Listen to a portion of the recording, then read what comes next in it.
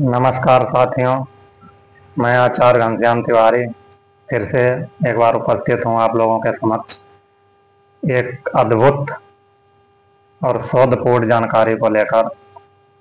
ये जानकारी उन लड़के और लड़कियों के लिए है जो अभी अविवाहित हैं, 20-22 वर्ष के ऊपर जिनकी एज हो चुकी है और मन में विचारों के बादल उमड़ने लगे हैं कि हमारा विवाह कब होगा।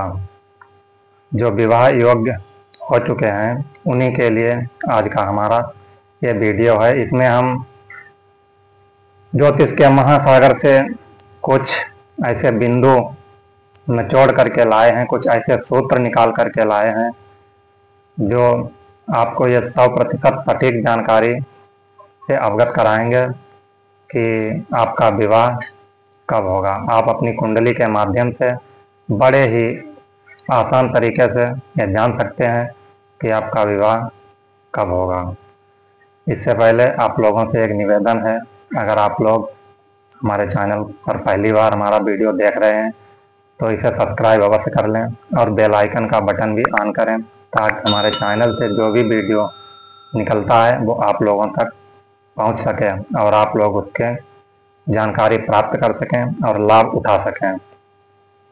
तो आइए शुरू करते हैं और चारों सूत्र एक एक करके समझते हैं कैसे कितने प्रतिशत कौन सा सूत्र काम करता है। बड़े ही ध्यान से 5 मिनट आप लोग हमारे साथ रहें और पूरा वीडियो ध्यान से देखें। आपको अपनी कुंडली किसी को दिखाने की आवश्यकता नहीं पड़ेगी, आप खुद से ही ये जान सकेंगे कि आपका विवाह कब होगा। लग्नेश और सप्तमेश, इनके अंकों को जोड़ देना है। जो लग्नेश प्रथम भाव होता है उसे लग्न भाव कहा जाता है और जो सप्तम भाव होता है उसे सप्तम कहा जाता है। कुंडली में 12 भाव होते हैं जो स्थिर होते हैं और जो इनमें राशियां जो अंक होते हैं वो बदल सकते हैं, चलायमान हो सकते हैं, हर व्यक्ति के अलग अलग हो सकते हैं, पर कुंडली के 12 भाव सबकी कुंडली में वही रहते हैं। उदाहरण के लिए हम आप लोगों को एक काल पुरुष की कुंडली अर्थात मेष लग्न की कुंडली दिखा रहे हैं आपकी जानकारी के लिए, आपको समझाने के लिए। इस प्रकार आप अपनी कुंडली देखें या तो हम अपनी कुंडली आपको समझाने के लिए स्क्रीन पर दिखा रहे हैं। इस कुंडली में ये मेष लग्न की कुंडली है। मेष लग्न जो है 1 नंबर की राशि होती है और इसमें प्रथम भाव में 1 नंबर लिखा हुआ है और 7वें घर में 6 नंबर लिखा हुआ है, मतलब 7वें घर में 7 नंबर लिखा हुआ है। अब आपको लग्नेश और सप्तमेश इनको जोड़ देना, मतलब जो राशियों के अंक हैं इनको आपको जोड़ देना है। 1 नंबर और 7 नंबर जब दोनों को जोड़ा तो 8 प्राप्त हुआ और विवाह कराने का प्रबल योग कारक ग्रह जो है वो गुरु बृहस्पति है। 8 नंबर जब प्राप्त हुआ हमें तो 8 नंबर की राशि होती है वृश्चिक राशि, अर्थात जब भी गुरु वृश्चिक राशि में परिभ्रमण करते हुए आएंगे तो निश्चित ही आपका विवाह हो जाएगा। एक और उदाहरण आपको समझाते हैं ताकि बड़ी ही आसानी से आप लोगों के समझ में आ सके। ये तो मेष लग्न की हो गई। अगर मान लो किसी की मीन लग्न की कुंडली हो, किसी जातक की मीन लग्न अर्थात लगन में 12 लिखा हो और सप्तम भाव में 6 लिखा हो तो कैसे निकालेंगे? क्योंकि 12 और 6 अगर हम जोड़ेंगे तो 18 हो जाएगा और राशियां सिर्फ 12 ही होती हैं, तो फिर आप लोग कहेंगे ये कैसे निकलेगा। तो इसके लिए भी ज्योतिष के मर्मज्ञ कहते हैं कि लग्न और सप्तम में 6 लिखा है, लग्न में 12 लिखा है, मीन लग्न की कुंडली है, तो 12 और 6 जब आपने जोड़ा तो आपको 18 प्राप्त हुआ। अब 18 तो राशियां होती नहीं है तो अब आप इसको पुनः जोड़ दें। 18 मतलब 1.8, 1 + 8 करके जब जोड़ेंगे तो आपको 9 प्राप्त हो जाएगा। 1 + 8 18 जब आप अलग अलग करके जोड़ेंगे तो आपको 9 प्राप्त होगा। 9 अर्थात 9 नंबर की धनु राशि होती है।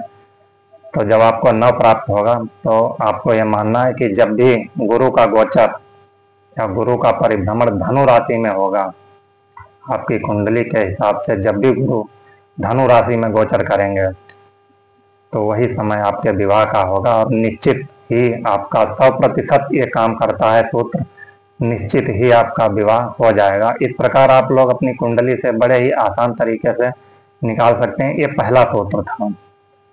एक और सूत्र आपको समझाते हैं, यह दूसरा सूत्र है।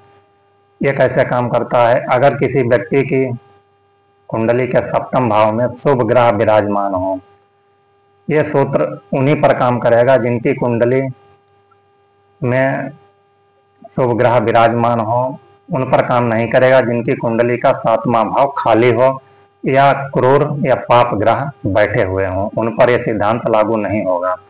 उन्हीं पर यह नियम लागू होगा जिनकी कुंडली में शुभ ग्रह विराजमान हो। शुभ ग्रह कैसे? जैसे गुरु, शुक्र, प्रबल बुध या प्रबल चंद्रमा। प्रबल कैसे होते हैं? या तो अपनी राशि में हो। ये चारों ग्रह शुभ और सौम्य बताए गए हैं, शुभता और सुख के कारक हैं। ज्योतिष में शुभ कारक ग्रह इनको माना गया है। सप्तम भाव में अगर गुरु, शुक्र, बुध और चंद्रमा या तो उच्च के हों, डिग्री 12 से 20 तक हो, या तो ये मित्र राशि में विराजमान हो, या वर्गोत्तमी हो, नवमांश और लगन दोनों में उसी घर में विराजमान हो, या फिर अपने मित्र राशि में या स्वयं की राशि में या अपनी उच्च राशि में हो और अच्छे अंश बल के साथ सप्तम भाव में अगर इन चारों में से कोई एक ग्रह बैठा हुआ है, तो इसकी दशा और अंतरदशा में आपका विवाह निश्चित ही हो जाएगा। इस प्रकार आपको समझना है।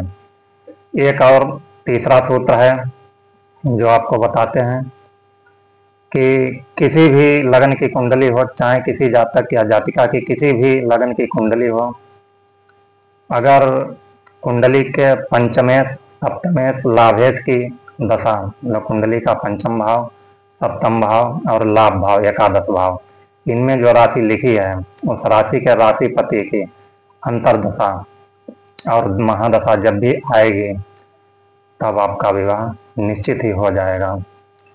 एक और चौथा सूत्र है, ये भी काम करता है। किस प्रकार काम करेगा इसे भी आप लोग समझ लें। पंचमेश, सप्तमेश, पंचम, सप्तम, नवम यानी भाग्य भाव और एकादश भाव जिसे इच्छा पूर्ति और लाभ भाव कहा जाता है, जब भी इन ग्रहों की दशा या अंतरदशा आएगी तब आपका विवाह होगा। या पंचम, सप्तम, नवम, एकादश इन भावों में से गुरु का गोचर होगा। जब भी गुरु आपकी कुंडली में पंचम से गुजरें, सप्तम से गुजरें, नवम से गुजरें या 11वें भाव से गुजरेंगे, मतलब गोचर में आएंगे इन भावों पर, तो निश्चित ही आपका विवाह हो जाएगा।